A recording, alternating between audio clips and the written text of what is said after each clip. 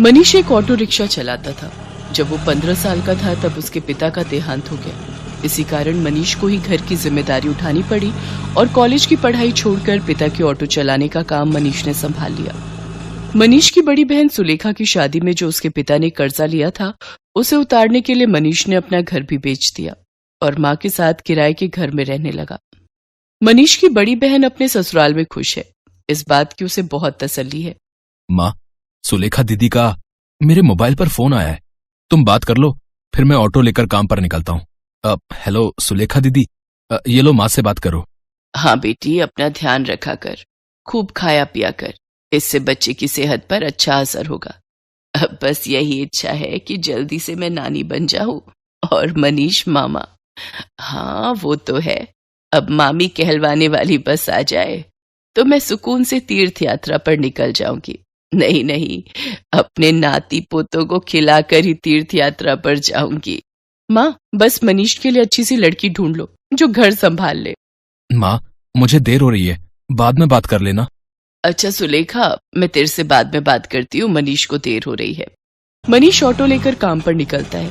उसे पहले ही बहुत देर हो चुकी थी, पर रास्ते में जाम भी बहुत था। वो सवारी का इंतजार कर रहा था, तभी उसका एक साथी जो उसकी तरह ऑटो चलाता था, वो किसी लड़की से झगड़ रहा था। अरे देखिए मैडम, ऐसा थोड़ी होता है? जब आपने मुझे यहाँ छोड़ने के लिए पैसे तय किए हैं तो चुपचाप मेरे पैसे दे दो ना। भैया, मैंने आपको बोला ना, मेरा पर्स रास्ते में कहीं गिर गया। मेरा मोबाइल फोन भी उसी में है और सारे पैसे भी। मेरा पर्स कहीं नहीं मिला। मैं तुम्हें बोल रही हूँ ना, मुझे अपना नंबर दे दो, मैं तुम्हारे नंबर पर पैसे भेज दूंगी। अभी मुझे देर हो रही है, मुझे सामने होटल में एक फंक्शन में पहुंचना है। अब क्या हुआ निरंजन, लड़ क्यों रहे हो सुबह सुबह? अरे देखना यार, सुबह सुबह पहली सवारी मिली और वो भी मुझे पैसे देने के लिए मना कर रही है। इन मैडम का पर्स कहीं खो गया है और मुझसे कह रही है कि पैसे बाद में देंगी। अरे ऐसा थोड़ी होता है भाई। कोई बात नहीं निरंजन, कभी कभी किसी की परेशानी को भी समझना चाहिए। एक काम कर, तेरे कितने पैसे बने? मैं दे देता हूँ, ये मैडम मुझे बाद में दे देंगी। मनीष निरंजन को ऑटो के 200 रुपए दे देता है। थैंक यू सो मच, मेरा नाम अर्चना है। आप मुझे अपना नंबर दे दो, मैं आपके नंबर पर ऑनलाइन पेमेंट भेज दूंगी। बाकी अगर मुझे देर ना होती तो मैं आपको अभी पैसे दे देती। अब कोई बात नहीं मैम, ये लीजिए मेरा नंबर। अर्चना नाम की वो लड़की मनीष का मोबाइल नंबर ले लेती है और अगले दिन मनीष के मोबाइल पर पैसे ट्रांसफर कर देती है। आपके पैसे मैंने अकाउंट में भेज दिए हैं, आप चेक कर लीजिए। और कल के लिए एक बार फिर से थैंक यू, आपने अनजान होकर भी मेरी मदद की। अर्चना और मनीष बात करने लगते हैं। अर्चना को मनीष से बात करना बहुत अच्छा लग रहा था। उसके बाद एक दो बार अर्चना की मुलाकात मार्केट में मनीष से हो ही जाती है। धीरे धीरे दोनों दोस्त बन जाते हैं। मनीष को पता चलता है कि अर्चना एक बहुत ही अमीर खानदान की लड़की है, तो वो उसे समझाता है। अर्चना, तुम बहुत ही अमीर खानदान की लड़की हो, तुम में और मेरे में जमीन आसमान का फर्क है। मैं एक मामूली ऑटो रिक्शा चलाने वाला गरीब लड़का हूँ। तुम्हारा और मेरा यूं दोस्ती रखना ठीक नहीं है, प्लीज तुम मुझसे मत मिलो। तुम ना मिलने की बात कर रहे हो, पर आज तो मैं तुम्हें अपने प्यार का इजहार करने आई थी। मैं तुम्हें बहुत पसंद करती हूँ मनीष। मैं अपनी आगे आने वाली पूरी लाइफ तुम्हारे साथ मिलकर जीना चाहती हूँ। कहते कहते अर्चना फूट फूट कर रोने लगती है और मनीष उसे गले लगा लेता है। अर्चना अपने मम्मी पापा से इस बारे में बात करती है और जबरदस्ती मनीष से शादी करने के लिए मना लेती है। इधर मनीष भी अपनी माँ और बहन से इस बारे में बात करता है और एक शुभ मुहूर्त में दोनों की शादी हो जाती है। अर्चना का स्वभाव बहुत अच्छा था। उसे इस बात से कोई फर्क नहीं पड़ता था कि उसकी ससुराल गरीब है। ना ही उसने कभी इस बात की कोई शिकायत की। अर्चना, तुम मेरे साथ शादी करके खुश तो हो ना? हाँ मनीष, मैंने तुम्हें दिल से प्यार किया है। मैं तुम्हारे साथ बहुत खुश हूँ। माँ जी, सुलेखा दीदी सब मुझे कितना प्यार करते हैं। मुझे तो महसूस ही नहीं हुआ कि मैं अपना घर छोड़कर आई हूँ। तभी अर्चना की सास भी आ जाती है। जीती रहो बहू, हम बहुत भाग्यशाली हैं कि इस घर को तुम्हारे जैसी बहू मिली। अर्चना भाभी, ये देखो, मैं आपके लिए नई साड़ी लाई हूँ। आज आप शाम को कीर्तन में यही पहनना। सुलेखा दीदी, ये साड़ी तो बहुत सुंदर है, ठीक है, पर एक शर्त पर। आज आप मुझे खुद तैयार करोगे, प्रॉमिस? अर्चना की बातें सुनकर सुलेखा की आंखों में आंसू आ जाते हैं। उसने कभी सोचा ही नहीं था कि उसे इतनी प्यारी भाभी से इतना प्यार और सम्मान मिलेगा। सचमुच कुछ ही दिनों में अर्चना ने सबके दिल में एक अलग जगह बना ली। अब तो अर्चना के बिना कोई भी नहीं रहता था। सुलेखा के बेटा पैदा होता है। इधर अर्चना भी गर्भवती हो जाती है। अर्चना के मां बनने के बारे में जब उसके मम्मी पापा को पता चलता है तो वो उसे मिलने के लिए उसके ससुराल आते हैं, पर अर्चना का घर देखकर दोनों ही मुंह बनाने लगते हैं। अर्चना, तुम अपने मम्मी पापा के पास बैठो, रसोई से चाय और नाश्ता मैं ले आती हूँ। क्या बात है अर्चना, तुम इस हालत में भी घर के काम खुद ही करती हो? तुम्हारे घर में कोई नौकर चाकर नहीं है क्या? कैसी बातें करती हो ललिता तुम जानती भी हो तुम्हारी बेटी किस घर में ब्याही है। यहाँ 2 वक्त की रोटी खाने के लिए भी सोचना पड़ता है। एक टाइम की सब्जी दूसरे टाइम खाते होंगे ये भला क्या नौकर चाकर रखेंगे? नहीं पापा, ऐसी कोई बात नहीं है।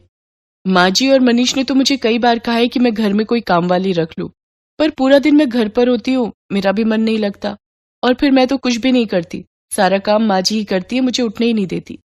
ये लीजिए चाय। अर्चना, तुम्हें ये समोसे बहुत पसंद है ना? मैं ये भी हलवाई से खरीद लाई हूँ, अपने मम्मी पापा को भी दो। नहीं, मैं ऑयली फूड कम खाती हूँ। और अर्चना, तुम भी ये सब मत खाया करो, तुम्हें इस टाइम में जूस फ्रूट्स ये सब लेना चाहिए। बहन जी, आप तो समझदार हैं, ये समोसे वगैरह ये सब बहुत नुकसानदायक है। मम्मी, आप मेरी टेंशन मत लो, माँ जी मेरा पूरा ख्याल रखती है। वो मुझे समय पर जूस फ्रूट दूध दही सब्जियां और सब कुछ खाने के लिए देती है। तभी अर्चना की ननद सुलेखा भी आ जाती है। अर्चना भाभी, मैंने डॉक्टर से अपॉइंटमेंट ले लिया है, कल सुबह 11 बजे आपको मेरे साथ चलना है, तो आपका चेकअप हो जाएगा और बाकी जो इंजेक्शन वगैरह। सुलेखा, तुम्हारा कौन से हॉस्पिटल में बच्चा हुआ था जिस डॉक्टर के बारे में तुम बात कर रही हो? जी, वो बड़े बाजार में जो हॉस्पिटल है जहां डॉक्टर नेहा बैठती हैं, वो सस्ता बेकार सा हॉस्पिटल। अर्चना, तुम उस हॉस्पिटल में चेकअप के लिए जाओगी? तुम्हारा दिमाग तो ठीक है। अर्चना, तुम एक मामूली से हॉस्पिटल में चेकअप के लिए जाओगी? तुम चिंता मत करो, इन लोगों के पास अगर तुम्हारे इलाज के लिए पैसे नहीं है तो क्या हुआ, मैं तुम्हारे लिए इस शहर के सबसे बड़े नामी हॉस्पिटल में आज ही बात कर लेता हूं। और तुम अभी के अभी अपना सामान पैक करो और हमारे साथ चलो। किसके घर? आपके घर पापा? मैं अभी अपना घर छोड़कर कहीं नहीं जा सकती। मुझे डॉक्टर नेहा, जो कि एक बहुत बड़ी और समझदार डॉक्टर है, उन्होंने सुलेखा दीदी की नॉर्मल डिलीवरी की है। उन्होंने मुझे पूरा रेस्ट करने के लिए बोला है। और शायद आपने ठीक से सुना नहीं, मुझे कल सुलेखा दीदी के साथ डॉक्टर के पास जाना है। आप थोड़ी देर और बैठेंगे या जा रहे हैं? क्योंकि अभी ना मनीष आने वाले हैं। वो शहर में एक नया रेस्टोरेंट खुला है, वहां पर मेरी फेवरेट आइसक्रीम मिलती है, तो आज मेरा वो खाने का प्लान है, तो हम सब डिनर के लिए जाने वाले हैं। अर्चना का ऐसा कोई प्लान नहीं था, ये उसकी सास और सुलेखा जानते थे, पर अर्चना अपने मम्मी पापा को एहसास दिलाना चाहती थी कि उसके ससुराल वालों का और अपमान ना ही करे तो उनके लिए बेहतर है। अर्चना के मम्मी पापा लज्जित हो जाते हैं और कुछ देर बाद वहां से चले जाते हैं। अर्चना की सास और ननद दोनों की आंखों में खुशी के आंसू थे। अर्चना अपनी सास और ननद के गले से लग जाती है। ये कहानी है सुभद्रा की। सुभद्रा गांव में रहती है और उसका बेटा अखिल शहर में। वो वहां एक मल्टीनेशनल कंपनी में जॉब करता है। सुभद्रा का बेटा अखिल अचानक से शहर से उससे मिलने गांव आया था। बेटे को देखकर वो बहुत खुश हुई और फिर से वही शिकायतें उसकी शुरू हो गई जो हर माँ की होती हैं। कैसी शक्ल बनाकर रखी है तूने, कितना दुबला हो गया रे तू। अरे खाना पीना ठीक से खाता नहीं है क्या? बहुत काम करवाते हैं क्या ऑफिस वाले? अरे माँ, कहाँ दुबला हुआ हूँ, वैसा ही तो हूँ। पता नहीं यार माँ की आंख ऐसी क्यों होती है, उसे अपना बच्चा दुबला ही दिखता है। तुझसे तो बोलना ही बेकार है। सुन, तू हाथ मुंह धो ले, मैं तेरे लिए आलू के पराठे बनाकर लाती हूँ। सुभद्रा रसोई में जाने लगी तो अखिल ने अपनी माँ का हाथ पकड़कर उसे सोफे पर बिठा लिया और कहा, अरे माँ ये सब छोड़, मुझे तुमसे कुछ बहुत जरूरी बात करनी है। ये सुनकर सुभद्रा की आंखों में चमक आ गई और उसने खुश होकर उससे पूछा, क्या बात करनी है बेटा? शादी के बारे में? तू तैयार है? रुक, मैं तुझे कुछ दिखाती हूँ। सुभद्रा ने सोफे के पास रखे टेबल से कुछ लिफाफे निकाले और उससे लड़कियों की तस्वीर निकालकर अखिल को दिखाने लगी। बोल, कौन सी है तुझे पसंद? अखिल ने उन तस्वीरों को बेमन से देखा और माँ से कहा, माँ मुझे इनमें से कोई भी पसंद नहीं है। क्या बोल रहा है तू? सारी इतनी सुंदर हैं, पढ़ी लिखी भी हैं। तब अखिल ने अपनी माँ से जो बात कही उसे सुनकर उनके चेहरे पर चमक आ गई। अरे सच, तूने लड़की पसंद कर ली है? अरे कौन है वो? क्या नाम है उसका? कहाँ की है? अरे माँ, एक साथ इतने सारे सवाल। ये कहकर अखिल ने अपना मोबाइल निकाला और उसकी गैलरी से आकांक्षा की तस्वीर निकाल कर दिखाई। उसे देखकर सुभद्रा बहुत खुश हुई। वाह, कितनी सुंदर है मेरी बहू। मैं बहुत खुश हूँ बेटा, बहुत खुश। अखिल और आकांक्षा की शादी हो गई।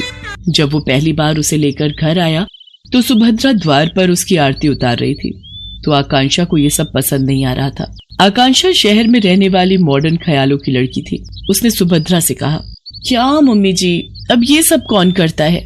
अरे क्यों नहीं करता, सभी करते हैं। लक्ष्मी हो तुम मेरे घर की, और लक्ष्मी का स्वागत तो ऐसे ही किया जाता है। सुभद्रा की बातों को सुनकर आकांक्षा ने अपना मुंह बना लिया। अखिल चाहता था कि आकांक्षा थोड़े दिन माँ के साथ रहे, क्योंकि उसकी कंपनी वाले उसे देश से बाहर भेजने वाले थे। आकांक्षा ने भी कभी गांव देखा नहीं था, इसलिए उसने अखिल की बात टाली भी नहीं। ठीक है बाबा, लेकिन जल्दी आ जाना, मैं यहाँ अकेले बोर हो जाऊंगी। अखिल शहर चला गया। एक दिन की बात है, सुबह का समय था। आकांक्षा अपने कमरे में सोई हुई थी। सुभद्रा घंटी बजाते हुए पूजा कर रही थी। घंटी की आवाज से आकांक्षा डिस्टर्ब हो रही थी। वो गुस्से में बाहर आई और सुभद्रा से कहा, क्या मम्मी जी, सुबह सुबह इतना शोर क्यों कर रही हैं आप? ऐसा नहीं कहते बहू, मैं पूजा कर रही हूँ और अब तो सुबह के 7 बज गए। 7 बज गए तो मैं क्या करूँ? मुझे आप जैसे गवारों की तरह जल्दी उठने की आदत नहीं है। चलिए अब बंद करिए ये सब और मुझे सोने दीजिए। सुभद्रा को अपनी बहू की बात बहुत बुरी लगी, लेकिन वो चुप रह गई और खुद को ही दोष देने लगी। मेरी ही गलती है। अरे वो शहर की है, वहाँ लोग देर से सोते हैं, देर से जागते हैं। मुझे इस बात का ख्याल रखना चाहिए। आकांक्षा ज्यादातर समय या सोकर बिताती या अपने दोस्तों से बात करके। वो सुभद्रा की कोई मदद नहीं करती। एक दिन वो फोन पर बातें कर रही थी और सुभद्रा अपने बैल को चारा दे रही थी, तो अचानक उसका बैल जोर से रंभाने लगा। अरे क्या हो गया, क्यों गुस्सा कर रहे है तू? मैं आ तो गई खाना देने। हाँ ठीक है, मैंने आज थोड़ी देर कर दी। अरे क्या करती, मेरे घुटनों में जोरों का दर्द जो था, बूढ़ी हो गई हूं ना मैं। उधर फोन पर बातें करती आकांक्षा की दोस्त ने बैल के रंभाने की आवाज सुनी तो उसने कहा, अरे क्या बात है आकांक्षा, तबेले में है क्या तू? ये पीछे से कैसी आवाज आ रही है? अरे गांव है ना ये, यहाँ तो गाय भैंस की आवाज आएगी ना, कोई डीजे तो बजेगा नहीं। अच्छा सुन, मैं तुझसे थोड़ी देर में बात करती हूँ। आकांक्षा ने फोन काटा और सीधे सुभद्रा के पास पहुंची। क्या मम्मी जी, आप लोगों को जरा भी तमीज नहीं है क्या? अरे मैं फोन पर बातें कर रही हूँ और आपका ये बैल शोर कर रहा है। अरे मेरी बेइज्जती होती है दोस्तों के सामने, आपको बड़ा मजा आता है ना मुझे तंग करने में। ये तुम कैसी बातें कर रही हो बहू, मैं भला तुम्हें क्यों तंग करूंगी? और जहां तक बात रही इसके रंभाने की, तो इसे भूख लगी थी। अब ये बेचारा हमारी तरह खाना तो मांग नहीं सकता, जानवर है ना। ये जानवर है, आप तो नहीं। कान खोलकर सुन लीजिए, जब मैं अपने दोस्तों से बात करूं तो इसे बाहर ले जाइए, नहीं तो मैं ये घर छोड़कर चली जाऊंगी। अरे नरक बना दिया है मेरा जीवन आप लोगों ने। सुप्रिया फिर से खामोश रह गई। एक दिन जब वो गोबर से घर का आंगन लीप रही थी तो आकांक्षा फिर से नाक बंद करके तमतमाती हुई बाहर आई और गुस्से में सुप्रिया से कहा, क्या है मम्मी जी, ये क्या है? पूरे घर में आपने बदबू फैला दी है। बहू गोबर है ये, पता है कितना पवित्र होता है, घर में कीटाणुओं को प्रवेश नहीं करने देता ये। अरे क्यों मेरे पीछे पड़ी हैं आप? नहीं चाहिए मुझे अपने घर में गोबर वोबर, जब मैं चली जाऊंगी तो करते रहना ये सब। बिल्कुल गवारों के बीच में छोड़कर गया ये अखिल। कंपनी वालों ने 2 महीने की ट्रेनिंग और बढ़ा दी उसकी। 2 महीने इस गांव को और झेलना पड़ेगा मुझे। सुप्रिया आकांक्षा की किसी बात का बुरा नहीं मानती, वो उसे बहुत प्यार करती थी। एक दिन की बात है, सुप्रिया ने आकांक्षा से कहा, बहू आज कुछ लोग तुम्हें देखने के लिए आ रहे हैं। वो क्या है ना कि ये लोग शादी में नहीं आ पाए थे। मुझे देखने? अरे मैं क्या कोई नुमाइश की चीज हूँ जो मुझे देखने आ रहे हैं? सुनिए, उन लोगों को मना कर दीजिए, मुझे किसी से नहीं मिलना। आकांक्षा बार बार सुप्रिया का अपमान करती और बार बार उसे जली कटी सुनाती, लेकिन सुप्रिया अपनी बहू को कुछ नहीं कहती। उसे हमेशा यही लगता कि बहू शहर की है, वहां के तौर तरीके अलग होते हैं, उसे वो बदल नहीं सकती। एक बार की बात है, सुप्रिया कुछ दिनों से बहुत बीमार थी। उसका बुखार उतरने का नाम ही नहीं ले रहा था, लेकिन आकांक्षा को इन सब बातों से कोई फर्क नहीं पड़ता था। एक दिन आकांक्षा छत की बाउंड्री के पास खड़ी होकर अपने दोस्तों से बातें करते हुए और अपनी सास की शिकायत करके अभी फोन रखा ही था कि तभी न जाने कैसे उसका पैर फिसल गया और वो छत से नीचे गिर पड़ी। आह!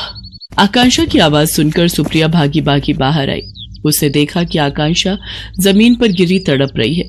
बहू बहू, अरे ये कैसे हो गया? आकांक्षा लहूलुहान हो गई थी। गांव में अस्पताल 4 किलोमीटर दूर था। सुप्रिया को समझ नहीं आ रहा था कि वो क्या करे। तभी उसे अपने बैल के रंभाने की आवाज आई। सुप्रिया ने अपने बैलों को तुरंत बैलगाड़ी में जोड़ा और अपनी बहू को उसमें डाला और खुद ही बैलगाड़ी चलाकर अस्पताल की ओर जाने लगी। जल्दी चल और जल्दी चल, मेरी बहू को जल्दी से अस्पताल पहुंचाना है। दोनों बैल पूरी तेज गति से भागने लगे। कुछ देर बाद ही वे सभी अस्पताल पहुंच गए। आकांक्षा की गंभीर हालत देखकर डॉक्टर ने उसे तुरंत एडमिट कर दिया और उसका इलाज शुरू कर दिया। कुछ देर बाद डॉक्टर ऑपरेशन थिएटर से बाहर आए। अब आपकी बहू की हालत में सुधार है। अगर आपने उसे लाने में जरा भी देर की होती तो कुछ भी हो सकता था। जब तक आकांक्षा अस्पताल में रही, सुप्रिया न रात को सोती न दिन को। वो सारा समय उसके सिरहाने बैठी रही, उसकी किसी भी जरूरत को तुरंत पूरा करती। आकांक्षा को पता लग गया था कि सुप्रिया किन परिस्थितियों में और कैसे उसे अस्पताल लेकर आई थी। उसे अपनी हर पुरानी बात आज याद आ रही थी और उसे पश्चाताप हो रहा था। माँ जी, मुझे माफ कर दीजिए। मैंने आपके साथ कितना बुरा किया, क्या नहीं कहा आपको, लेकिन आपने मेरी जान बचाने के लिए क्या कुछ नहीं किया।